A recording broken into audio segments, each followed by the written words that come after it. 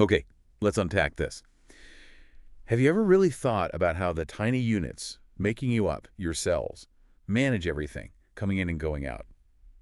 It's definitely not a free-for-all. No, not at all. There's this incredibly complex dance happening right at the edge of every cell at the membrane, basically controlling life itself. Absolutely. So today, we're diving deep into how solutes, dissolved stuff and water actually move across these cell membranes. It's fundamental stuff. It really is. What's fascinating is how the movement of molecules, ions, things like glucose, gases, water, it all depends fundamentally on the properties of these membranes. Right? We're talking about the controlled movement needed for cells to maintain their size, their energy balance, even how they talk to each other. Our mission today is to really get a clear picture of these mechanisms, drawing straight from Vander's human physiology. Okay, so where do we start? Yeah, absolute basics, maybe? Diffusion. Yeah, let's start there. Diffusion? It's like, if you're in a crowded room and suddenly some space opens up, people naturally spread out, right? Vanders explains that molecules are always just randomly moving, bouncing around because of heat energy. It's this constant random motion that eventually distributes them evenly. Exactly, and that random thermal motion. It's a beautiful, real-world example of the second law of thermodynamics in action. Systems tending towards maximum entropy or randomness. Ah, So simple diffusion is just molecules moving from where there's more of them to where there's less, purely because of this random movement. right. And crucially, it doesn't require metabolic energy, just heat. No ATP needed. Nope. And if you connect that to the bigger picture, so many vital things like oxygen getting from your blood into your cells or nutrients moving across capillaries, they rely entirely on this seemingly simple passive movement. Okay, that makes sense. Now, Vanders gets quantitative here, talking about flux. How does that work? Right, flux. It's just a way to measure how much stuff is moving across a certain area in a given time. Imagine you have two compartments, A and B, separated by something permeable. Like a membrane, maybe? Could be. You'll have some molecules moving from A to B, that's a one-way flux, and some moving from B to A, another one-way flux. The net flux is simply the difference between those two. So if you have more glucose in A than B initially, The one-way flux from A to B will be bigger than from B to A. So the net flux is from A to B. Over time, as the concentrations even out, those one-way fluxes become equal. and then that flux becomes zero. Exactly. That's diffusion equilibrium, Yeah. a dynamic balance, still movement, but no net change. And this net flux is always downhill, Right. from high concentration to low. But what determines how much moves? The magnitude. Good question. Beyond the concentration difference itself, several things matter. Temperature, higher temp means faster movement, faster diffusion. Makes sense. The mass of the molecule, smaller things move faster. The surface area available for diffusion, more area, faster diffusion. And the medium it's moving through. Diffusion is way faster in air than water, for instance, just fewer collisions. Okay, that explains the speed. But how far can diffusion actually take you effectively inside something like us? I remember reading, it's great for short distances, but Yeah, you're right. It's surprisingly slow over macroscopic distances. While individual molecules zip around, they collide constantly, so their net progress isn't huge. Vanders notes that diffusion times increase with the square of the the distance. square, wow. Yeah, so doubling the distance takes 4 times as long. That's why large organisms like us absolutely need things like the circulatory system for bulk flow, just moving large volumes of fluid quickly over long distances. Diffusion then handles the final short hops, like between the blood, the fluid around the cells, and the cells themselves. A division of labor then. Bulk flow for the highway, diffusion for the local streets. Really nicely put, yeah. Okay, so now let's bring in the real gatekeepers. Yeah. The cell membranes themselves. What happens when these diffusing molecules hit that lipid and protein barrier? Well, membranes definitely slow things down. Often. Quite significantly. The rate of diffusion across a plasma membrane, the net flux J, is described by a modified version of Fick's law. J equals PA times the concentration difference, co minus G. Okay, J equals PA, Coach A. So A is surface area, Coach E is the concentration difference.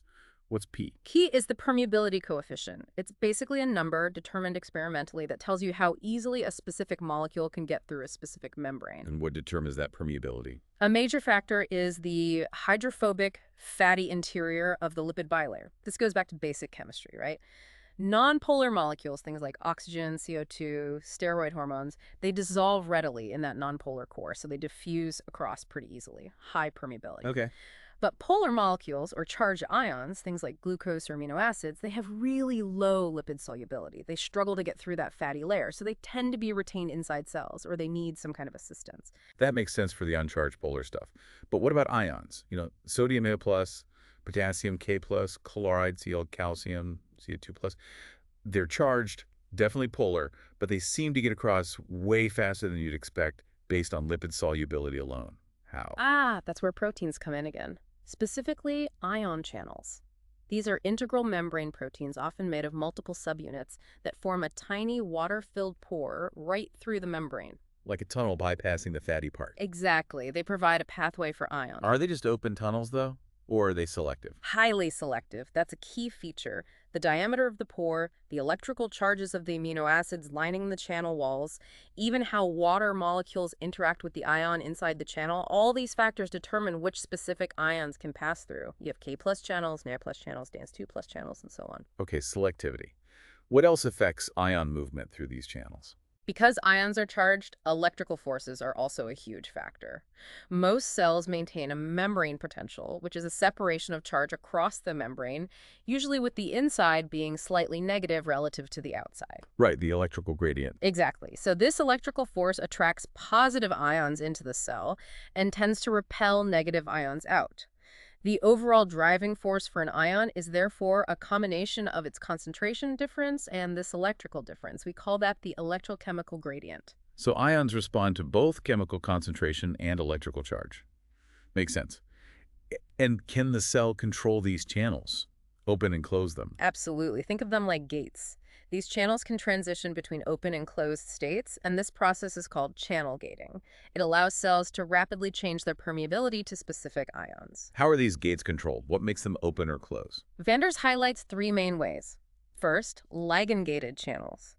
A specific molecule, a ligand like a neurotransmitter, binds to the channel protein, causing it to change shape and open or close. Okay, chemical signal. Second, voltage-gated channels.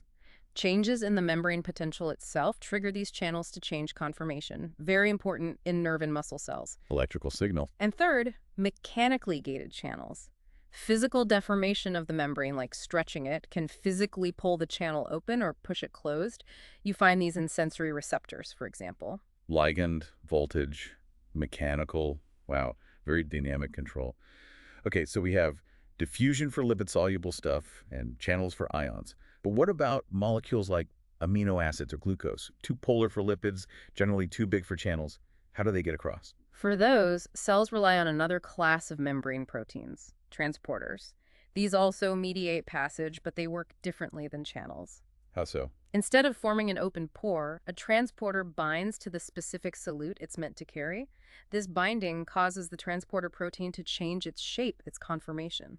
Like it flips or rotates? Something like that. It changes shape to expose the binding site and the solute to the other side of the membrane where it's then released. So channels are like open bridges, while transporters are more like ferries or revolving doors. That's a great analogy. Ferries or revolving doors capture it well, and that difference highlights some key distinctions.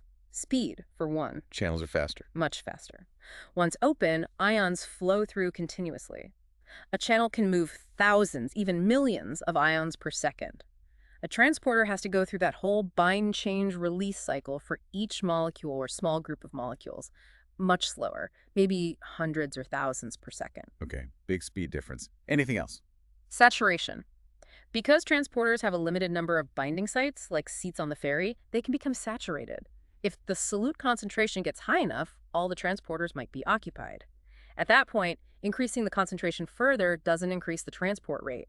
The flux reaches a maximum, Tim. Unlike simple diffusion, which just keeps going up with concentration. Exactly. Channels also don't typically saturate in the same way under physiological conditions. Got it. Now let's talk types of transporter-mediated movement. First up is facilitated diffusion. The name suggests it's still diffusion. It is. The facilitated part means it requires a transporter, but the diffusion part means the net movement is still passive, still downhill, from higher concentration to lower concentration. No ATP required here either. Correct. No direct energy input. A classic example is glucose transport into most cells via GLUT transporters. Glucose concentration is usually higher outside the cell. But doesn't the cell use glucose? Wouldn't the inside concentration rise? But as soon as glucose enters, it's typically phosphorylated or otherwise metabolized. So the intracellular concentration of free glucose stays low, maintaining that downhill gradient for more glucose to enter via facilitated diffusion. Clever. Huh? Very clever. Okay, so facilitated diffusion is passive, downhill, but needs a transporter. What if a cell needs to move something uphill against its concentration gradient? Now we're talking active transport. This requires energy, usually from ATP, precisely because you're moving solutes from low concentration to high concentration against their natural tendency. Like pushing something uphill. Exactly. These transporters are often called pumps. Like facilitated diffusion, they show specificity and saturation because they involve binding sites. But the defining feature is that energy requirement to move things against their electrochemical gradient. And how does the cell couple energy to these pumps?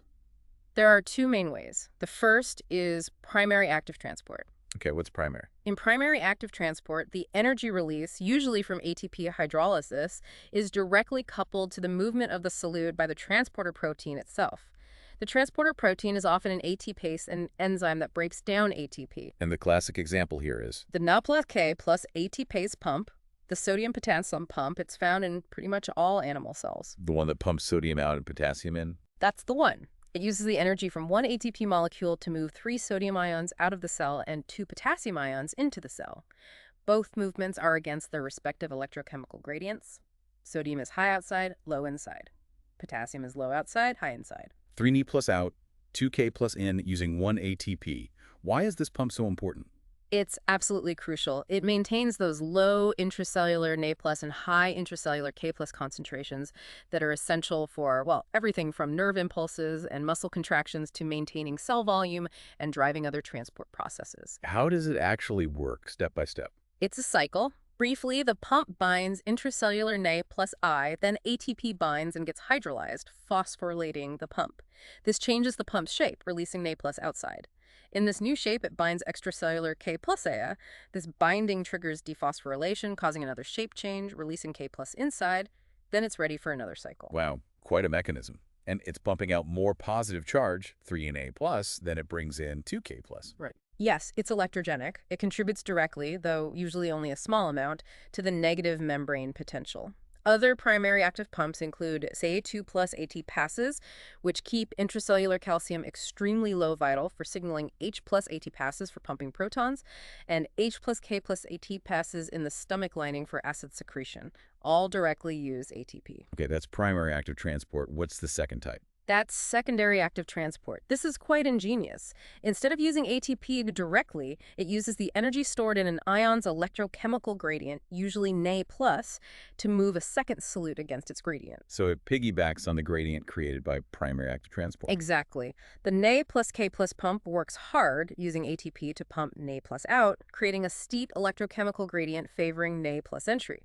Secondary active transporters then harness the energy released as Na plus moves back downhill into the cell to drive the uphill movement of something else, like glucose or an amino acid. How does the transporter manage that? These transporters have 2 binding sites, one for the driving ion, like Na+, and one for the transported solute, like glucose. The binding of Na+ often increases the transporter's affinity for the second solute. As Na+ moves down its gradient, it essentially drags the other solute along with it, even if that solute is moving against its own gradient. Clever. So the energy ultimately still comes from ATP, just indirectly via the Na plus K plus pump, maintaining the sodium gradient. Precisely. And there are 2 flavors of secondary active transport, depending on direction. Which are? If the second solute moves in the same direction as the driving ion, for example, both Na+ and glucose move into the cell, it's called co-transport or symport. Okay, moving together. If the second solute moves in the opposite direction to the driving ion, for example, Na+ moves in while Ca2+ or H+ moves out, it's called countertransport or antiport. Moving opposite ways. Got it. So this whole system channels facilitated diffusion, primary and secondary active transport. Yeah. It all works together to maintain those critical concentration differences across the membrane. Absolutely. It's a dynamic, highly regulated system essential for cell life. Okay, we've covered solutes and ions pretty thoroughly. What about water?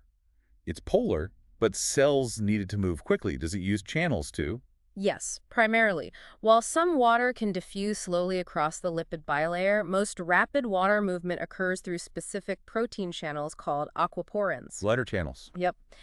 And the number of these aquaporins in a membrane can even be regulated, which is really important, for example, in the kidneys for controlling water reabsorption and body hydration. And the net movement of water across a membrane is what we call, Osmosis. right, osmosis. Can you break that down? It's diffusion of water, but driven by what? It's driven by differences in water concentration. Hmm. Water moves from an area where its concentration is high, which means solute concentration is low, to an area where water concentration is lower, meaning solute concentration is high. So water follows solutes, essentially. That's the common way to think about it. It's still diffusion down water's own concentration gradient, and again, it's passive, no direct ATP needed. The key concept here is osmolarity. Osmolarity, how's that defined? Osmolarity is the total concentration of all solute particles in a solution. Note the word particles. 1 mole of glucose gives you 1 mole of particles, so a 1 m glucose solution is 1 osmolar, osm. But 1 mole of NaCl dissociates into Na plus and Cl ions in water. So it gives you 2 moles of particles. Exactly. So a 1 m NaCl solution is actually 2 osm. Osmolarity determines the water concentration. The higher the total osmolarity, the lower the water concentration. Okay, and what happens if you have a membrane permeable to water, but not to the solute, and different osmolarities on each side? Water will move by osmosis from the side with lower osmolarity, a higher water concentration, to the side with higher osmolarity, lower water concentration. Crucially, because the solute can't cross, this net movement of water causes the volume of the compartments to change. Ah, so cells can shrink or swell. Precisely. The pressure you'd need to apply to the higher osmolarity side to prevent that water flow is called the osmotic pressure. And this is super relevant for cells, right? Because they're basically bags of water with membranes that let water through, but not necessarily all solutes. Exactly. The plasma membrane is highly permeable to water, thanks aquaporins, but relatively impermeable to many solutes inside and outside, which we call non-penetrating solutes.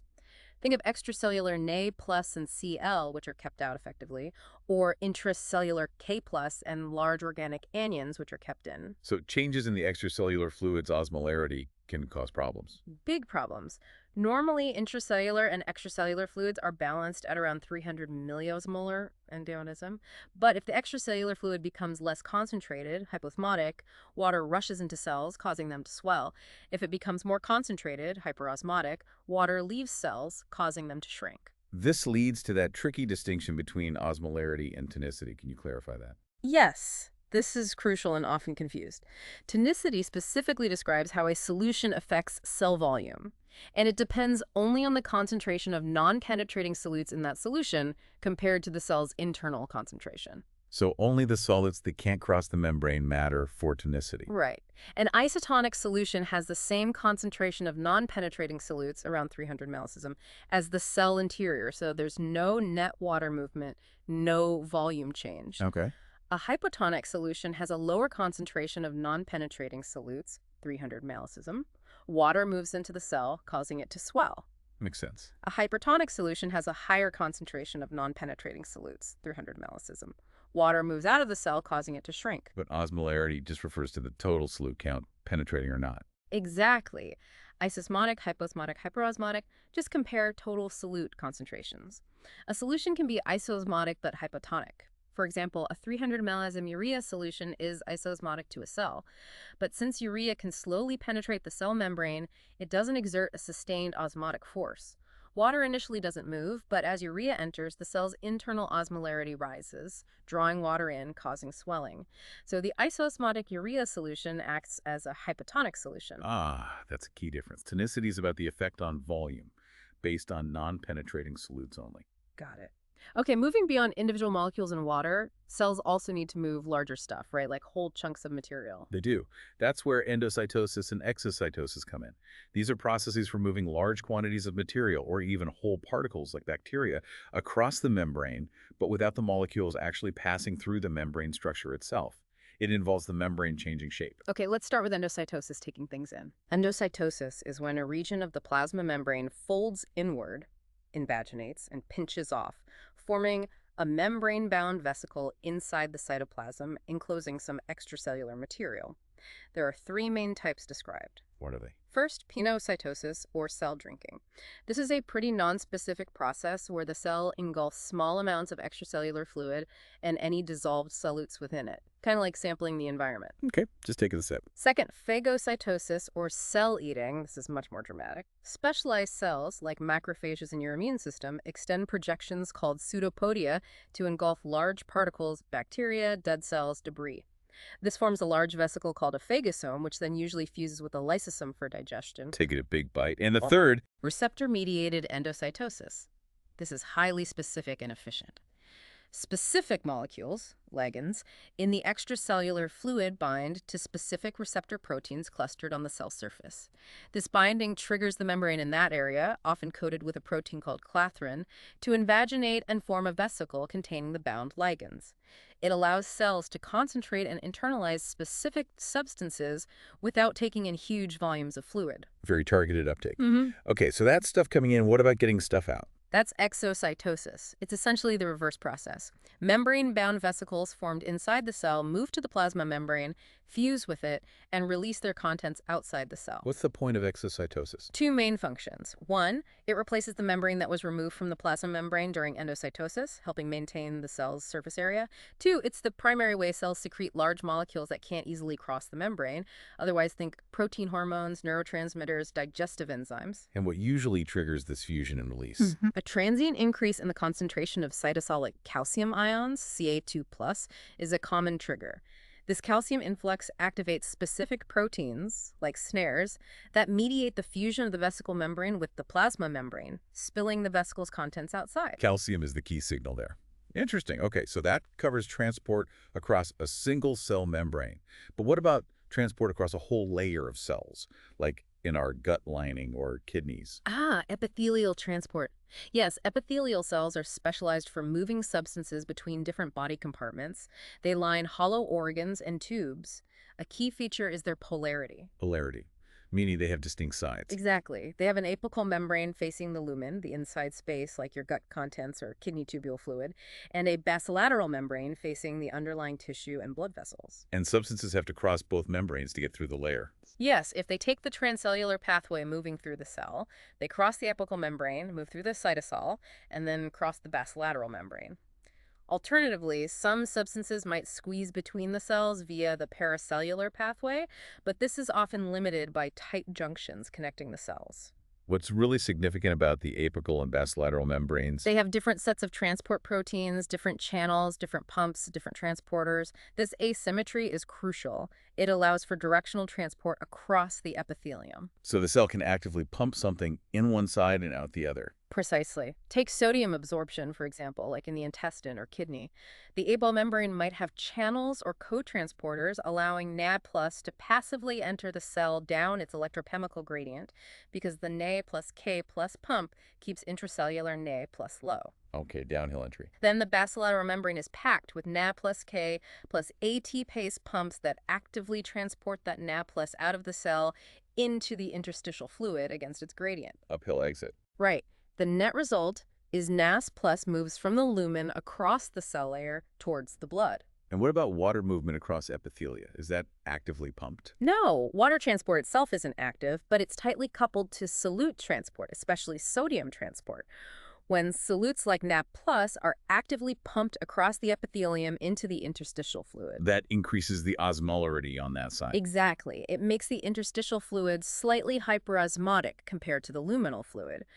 This osmotic gradient then pulls water across the epithelium by osmosis, usually following the same path as the solutes, often both transcellularly via aquaporins and paracellularly. So pump the solutes and the water follows passively. That's the fundamental mechanism for water absorption in the gut and water reabsorption in the kidneys. Fascinating interplay. Now, to really hammer home why all this matters, Vander presents a clinical case study, exercise-associated hyponatremia, EAH. Tell us about this novice marathoner. Right.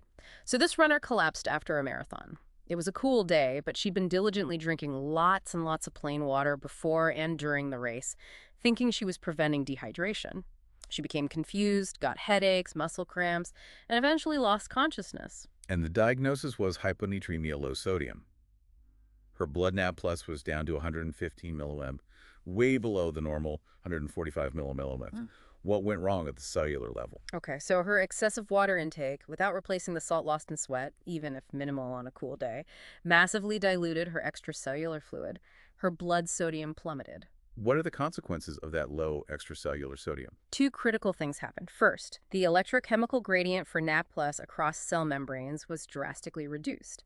This messes up nerve impulse generation and muscle function, contributing to confusion and cramps. Okay, disrupts electrical signaling. Second, and perhaps more dangerously, her extracellular fluid became hypotonic relative to the fluid inside her cells. Remember our tonicity discussion? Yeah, lower non-penetrating solutes outside than inside, so water moves. Water moves into the cells by osmosis, causing them to swell. This happens all over the body, but it's particularly bad in the brain. Why the brain especially? Because the brain is enclosed in the rigid skull, it has nowhere to expand.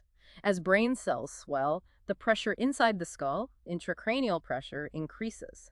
This compresses blood vessels, reducing blood flow and oxygen delivery to the brain, further impairing function. This brain swelling, or cerebral edema, is what likely caused her severe neurological symptoms and unconsciousness. A dangerous cascade.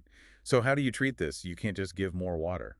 Definitely not. Treatment typically involves carefully administering an intravenous solution containing sodium, often an isotonic or sometimes even a hypertonic saline solution, depending on severity. The goal is to raise the extracellular sodium concentration and osmolarity back towards normal. Pulling water back out of the swollen cells. Exactly.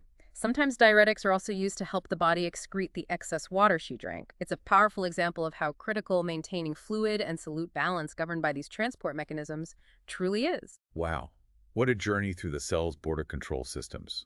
From that random dance of diffusion to the highly specific channels, the hard-working pumps using ATP, the cleverness of secondary active transport, the bulk movement of endo and exocytosis, and that crucial role of osmosis and water balance.